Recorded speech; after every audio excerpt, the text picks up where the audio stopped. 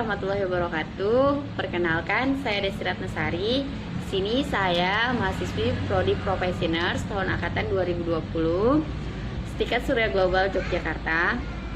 Di sini saya akan memberikan pendidikan kesehatan terkait dengan mengenal masalah kesehatan jiwa pada lansia, yang dimana pendidikan kesehatan yang akan saya sampaikan ini guna untuk memenuhi tugas individu stase keperawatan jiwa.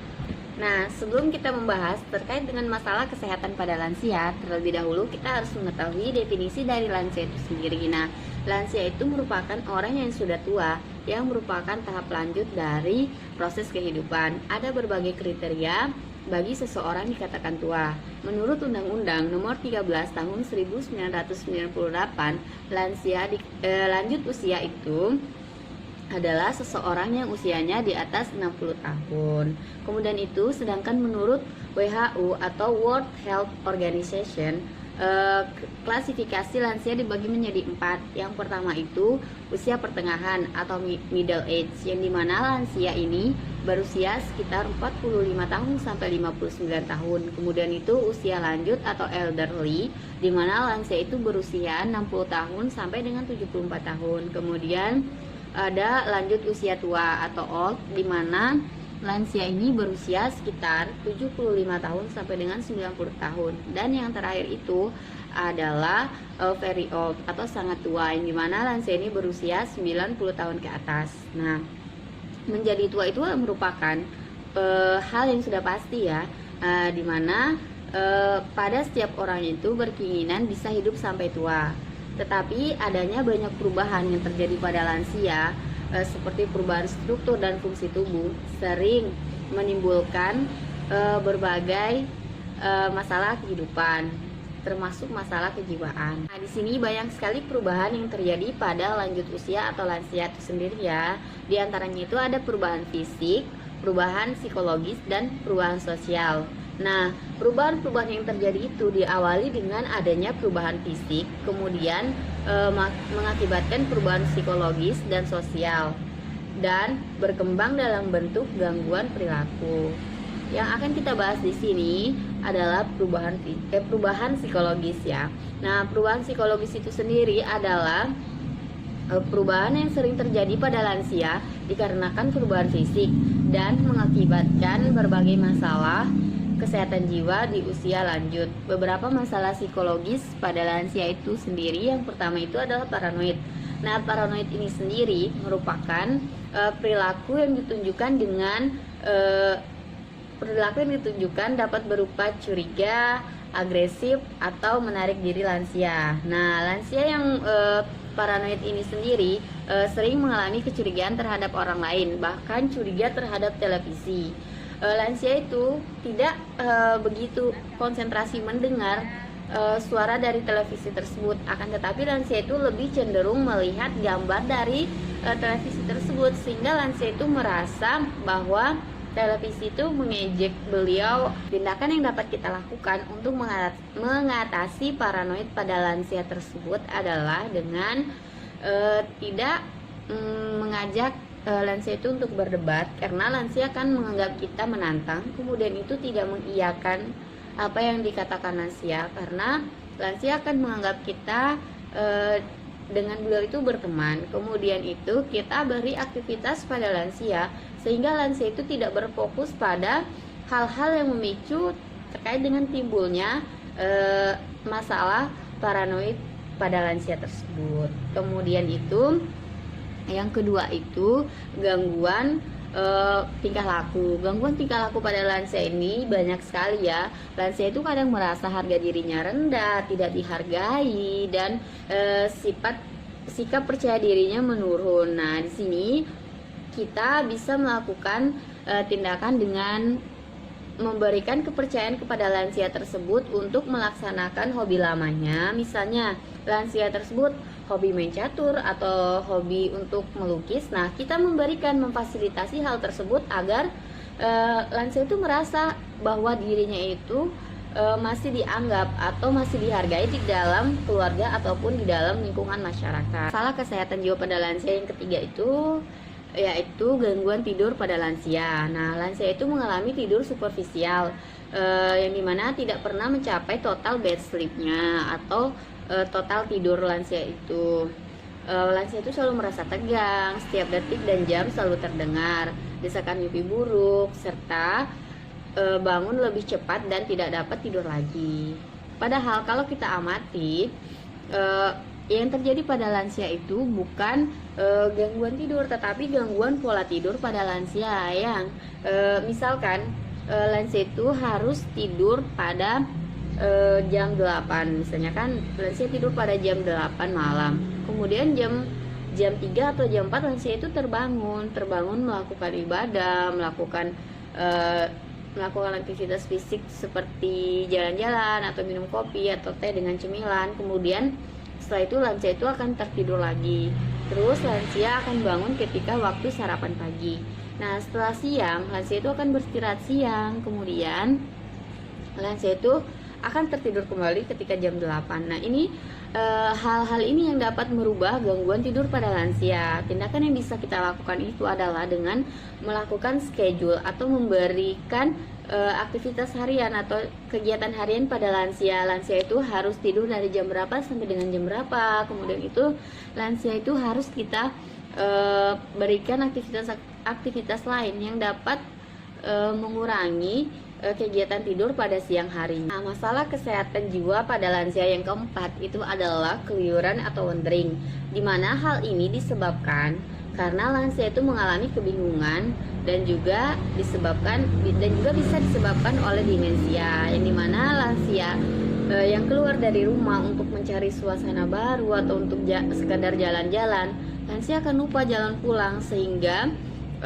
lansia itu akan kebingungan harus pulang kemana. Nah, tindakan yang harus kita lakukan di sini, yang pertama itu kita harus memberi tanda pengenal pada lansia tersebut seperti nama keluarga dan nomor telepon, sehingga ketika lansia ditemukan di luar oleh masyarakat, pihak dari masyarakat itu bisa menghubungi pihak keluarga, ataupun kita bisa memberikan aktivitas pada lansia yang dapat membuat lansia itu betah di rumah atau tidak keluar rumah, seperti itu. Kemudian itu yang kelima itu adalah sundowning, yang dimana lansia ini mengalami kecemasan meningkat saat menjelang malam hari. Nah, di sini lansia itu akan merasa mengeluh ataupun merasa gelisah dan bahkan ketakutan. Apabila ini terjadi di panti, otomatis masalah yang dialami oleh lansia tersebut akan mengganggu lansia-lansia yang lainnya. Nah, hal-hal yang perlu kita atasi itu dengan kita memberikan orientasi realita kepada lansia tersebut. Kemudian itu kita memfasilitasi lansia agar tidak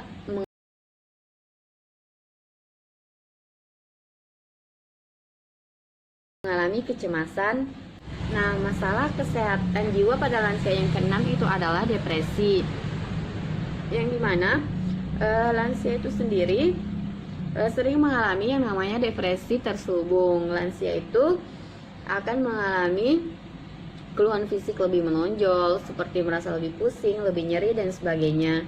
Kemudian depresi yang sering dialami oleh lansia muda wanita ya, karena terjadinya menopause. Nah, apabila seorang lansia tersebut tidak memiliki kesiapan menghadapi menopause, akan menyebabkan lansia tersebut depresi. Berbeda halnya dengan lansia yang memang sudah mempersiapkan diri untuk menghadapi menopause, maka lansia tersebut akan berpikir bahwa beliau itu lebih siap menghadapi menopause dikarenakan beliau itu lebih intens untuk beribadah dikarenakan tidak adanya cuti haid lagi ya. Kemudian itu tindakan yang dapat kita lakukan pada lansia yang mengalami depresi ini yaitu dengan melakukan atau mengatasi keluhan, mengatasi sesuai dengan keluhannya. Kemudian itu kita bisa memberikan pendidikan kesehatan juga terkait dengan persiapan untuk menopause dan menopause itu seperti apa kepada lansia. Kemudian itu kita bisa memberikan aktivitas-aktivitas yang membuat lansia itu merasa senang untuk mengurangi depresi dari lansia itu sendiri. Nah, yang ketujuh itu adalah masalah kesehatan jiwa pada lansia itu adalah demensia. Demensia ini merupakan suatu sindrom gejala gangguan fungsi luhur kortikal yang multiple, yang dimana seperti daya ingat menurun, daya pikir menurun, daya tangkap menurun, orientasi menurun, cara berbahasa lansia juga menurun. Kemudian itu fungsi nilai sebagai akibat dari gangguan fungsi otak ya. Kemudian itu lansia ini sendiri banyak sekali jenisnya yang bergantung pada penyebab dan gejala yang timbul. Kemudian itu diantaranya demensia multi-infarct, demensia Alzheimer, atau bahkan retardasi mental. Nah, tindakan yang dapat kita berikan atau yang dapat kita lakukan yaitu dengan memberikan aktivitas sesuai dengan kemampuan dan kolaborasi dengan pengobatan farmakologis jika perlu ya. Nah, yang terakhir itu adalah sindrom pasca kekuasaan atau post power syndrome, yang dimana gangguan kesehatan jiwa pada lansia ini dikarenakan lansia itu sudah mengalami kehilangan kekuasaan, jabatan, kemudian itu kedudukan dan penghasilan, pekerjaan serta pasangan.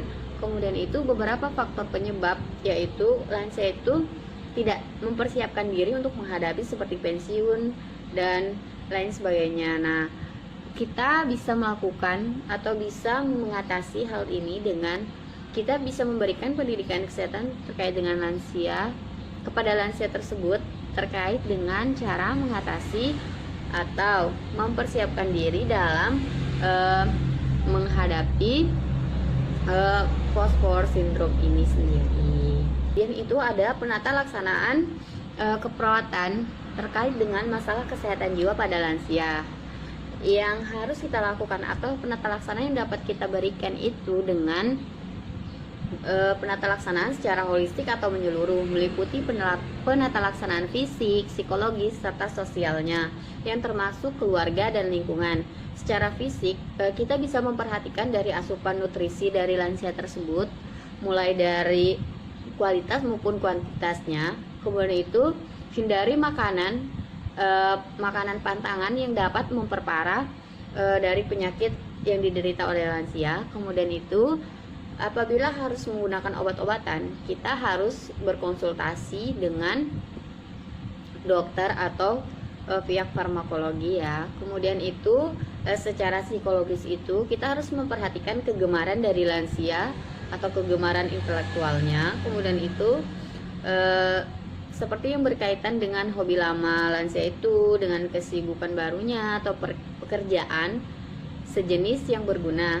Hindari waktu luang serta kesendirian dari lansia itu dan pikiran kosong. Kemudian itu perhatikan peningkatan kualitas hidup lansia, cita-cita, tujuan hidup, dan makna kehidupan dari lansia tersebut. Kemudian kita memberikan pengembangan spiritual pada lansia agar lansia itu bisa menjadi lebih terhormat di lingkungan maupun di masyarakat. Mungkin itu saja yang dapat saya sampaikan. Lebih dan kurangnya saya mohon maaf. Wabillahi taufiq wal hidayah. Wassalamualaikum warahmatullahi wabarakatuh.